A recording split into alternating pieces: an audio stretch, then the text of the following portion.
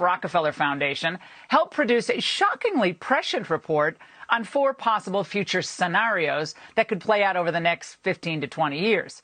One of them involved a global pandemic that's remarkably similar to what happened over the last year. During this pandemic, quote, international mobility of both people and goods screeched to a halt. Normally bustling shops and office buildings sat empty for months, devoid of both employees and customers. National leaders around the world imposed airtight rules and restrictions, from the mandatory wearing of face masks to body temp checks. Wow, that does sound familiar. 10, 11 years ago. The report went on to detail how the powers that be would never let that imaginary crisis end.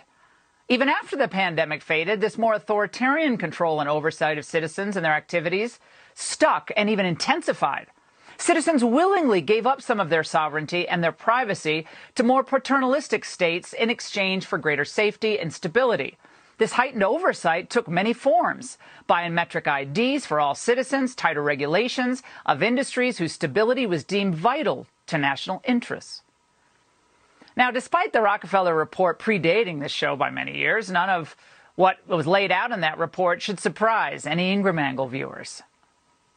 They want never-ending lockdowns and mandates for everything. The elites want the U.S. trapped in this forever pandemic. How can Americans see this as anything but a naked power grab? The pandemic porn will never end, and they're going to use it to maintain total control over you.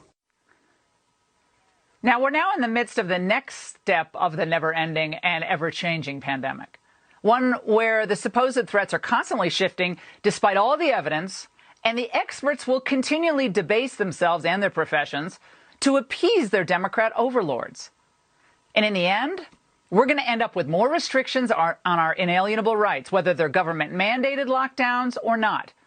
Again, the results will be the same: higher energy prices, higher taxes, more racial polarization, more crime, and a lower standard of living.